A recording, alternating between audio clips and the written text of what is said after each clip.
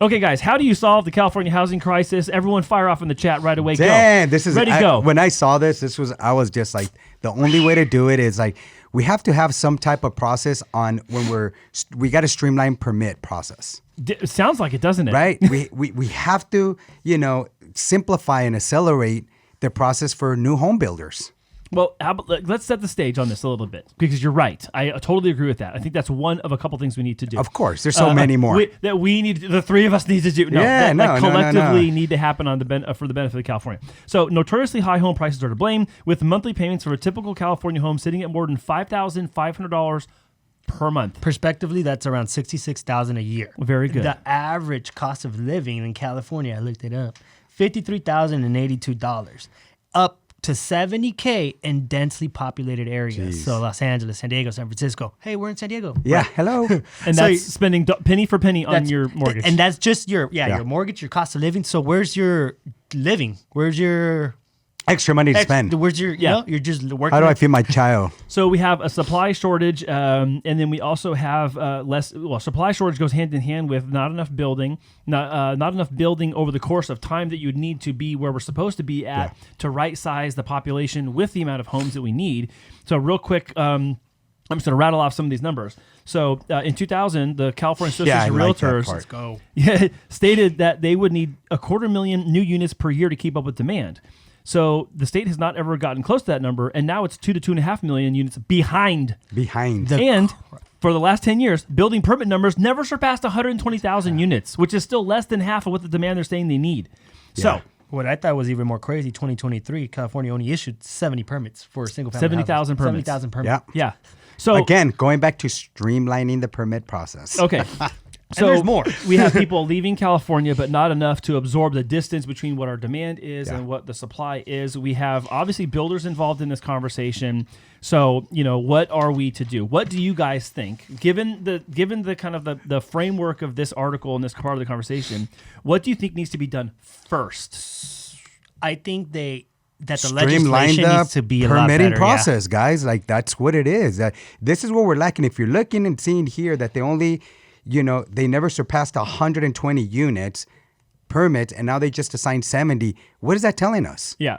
That our permitting process isn't in the right place. That we need to figure out, how do we accelerate that? How do we simplify that process so that builders are encouraged to go in there? Yes.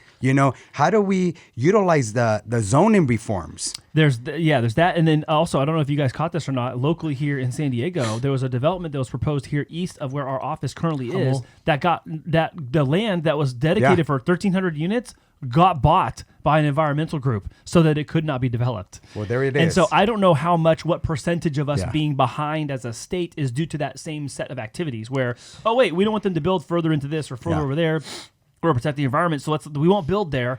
But now in not building there, then we can't have the supply that we're also saying that we need to have. And to amplify what William said, right here in the article, 140 distinct pieces of legislation on housing affordability since 2016 have been put in place, yet we're still facing problems. Haven't made numbers. So then I took it to, few-back conversations. I'm like, okay, so then if the government's supposed to step in and help, but they're stepping in and they're not helping, or the help that they're providing isn't making much impact, then what do you really do? Yeah.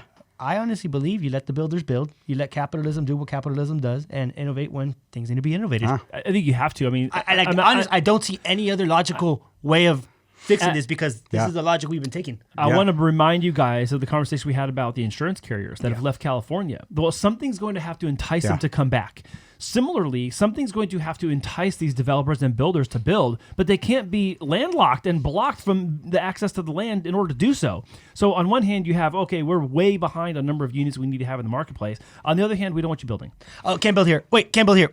And then, can't build here. And then also, we have buildings that are vacant. Oh, that we're not going to let you convert. Yeah. Oh, no, those are too expensive to convert. Yeah. So it makes me wonder, and it makes me question, what do they actually really want? Yeah. What do you actually want? Those are the things that I put right there. It's just, we have to utilize public land better. Yes. We zoning, reforms, implement zoning reforms to allow higher density housing in urban areas and convert them from single family residence to 100%, multi-units. 100%. Then I put right there incentivize developments, right? Yeah. Developers like, hey, tax benefits, stuff like that, Sure. so they can bring affordable housing, etc. Yeah. And our affordability, we have to improve our affordability. We just have none, guys. Yeah. It's crazy. Some people, I see them.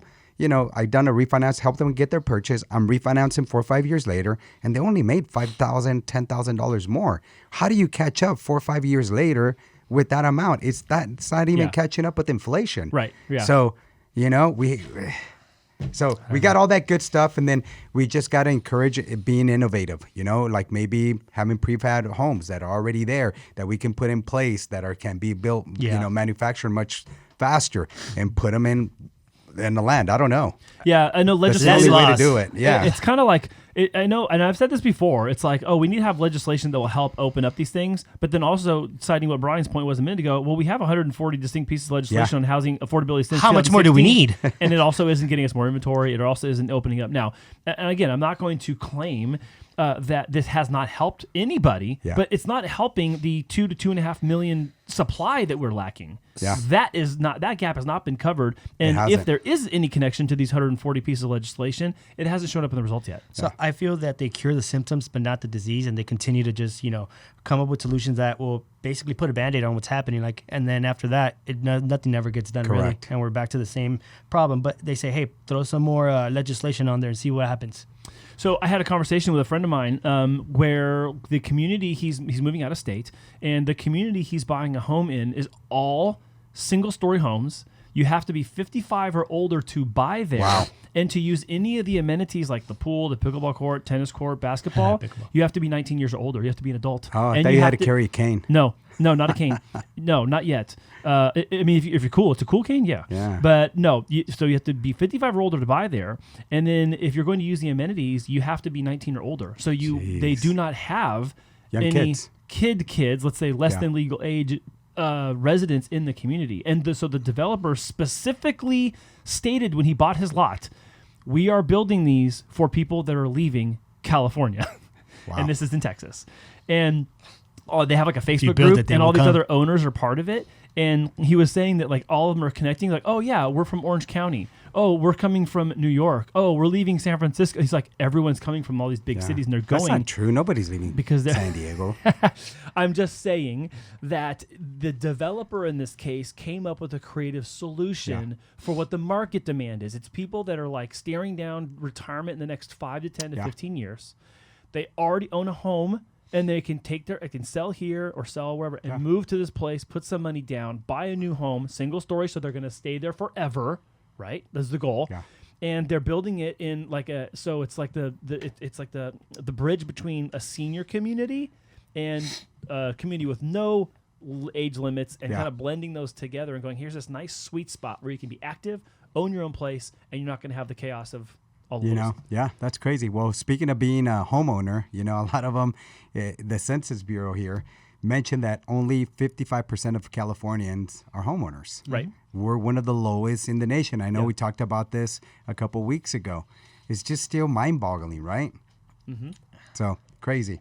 We're still one of the most expensive. I can see why now, though. Well, and until we can, if you go upstream far enough, you get to this point where it talks about the cost per acre. Yeah.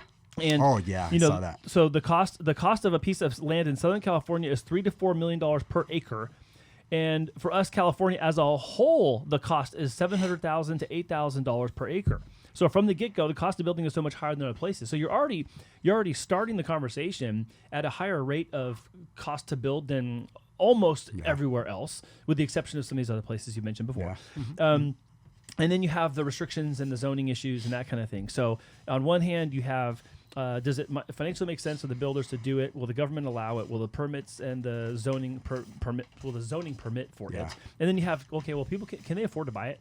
When I'm done, like, can people actually buy this from me when I make it, or am I going to be taking steep discounts and haircuts for $50,000, $100,000 on the sales price, which now I have no margin left per sell? I mean, the cool thing about this, that we got that SB 9 that was passed. Yes. Let's talk about that. Which is encouraging homeowners to actually become the developers per se. And I think that's probably part of the idea of why they're allowing this to happen. Yeah. Is since the developers aren't coming in, well, hey, let's allow the homeowners, if they have a piece of land in there, why don't you build an ADU? Why don't you do a junior ADU, which is an additional dwelling unit for many of us that don't know that acronym. It's just encouraging people like, hey, how do we utilize your land better? Yeah. Because we're running out of it. So build on that. Let's encourage you. Let's make the process a little easier. But I tell you, when I went through the process, it wasn't easier. It took a long time to get those permits. And to that point, it's some people are willing to take that leap and say, hey, I'll take the time to do it. Yeah. But then some people work all day. They don't have time to be checking up on the contractor, hey, checking up on the permits. And unfortunately, things get dragged out because they aren't there to be, full on force a developer. Yeah. But at the same time, it leaves people with no measures, so they have to take that they have the responsibility or that new project on because their financial life or their situation is depending on it. Or down the line, they know that they're gonna need that extra income. But we talked earlier about the renter, right? Yeah. And a lot of times as a homeowner, you just don't want to deal with all that stuff. Yeah. It's too much maintenance. Yeah. But I think the SB9 and what you're talking about with ADU building and people who being a developer, I think it's drawing drawing those people into that conversation. It's folding them into the solution partially. Now that solution is not going to make up 2 to 2.5 million of units that we're behind based on the car study. But maybe we don't ever get there. I mean, I know we're taking this as a snapshot of time. We're recording this on this day, and in the moment, this is what it is. It might get better, but when you do look at the steep contrast between the estimate that you need 250,000 new units or permits, and you're only getting 70,000 last year. That's crazy. That's huge. Like that is actually a really big problem. That's dangerous. That's a really big problem, and I don't know that you go from $70,000 to $250,000 with the stroke of a pen, or through an election or a process or whatever. This is going to take time, so we'll probably end up coming back to this because until that number kind of like stops its slump and then corrects and gets back on its way on the acceleration. We're going to continue to have this problem. I mean, it's still crazy, right? In 2000, we were short 2,500 homes. And only, what was it, 120? 250,000. 250,000, Yeah, I'm sorry. they're saying we need 250,000 homes per year. Per year. To Yes. meet demand. To meet Yeah, to meet demand. demand. We're not even close. We're not even close. And what I'm saying is even if demand That's goes down. Y2K. But even if demand goes down, like play this out. Like we're talking about people leaving California, right? So let's say that demand went down by 20%. That means you still need 200,000 homes. Yeah. If it went down 40%, you'd still need 150,000 homes. And we're at 70,000 new permits. So you're still half of what that is after you chop off 40%. That's crazy. Like mathematically, that's very ugly.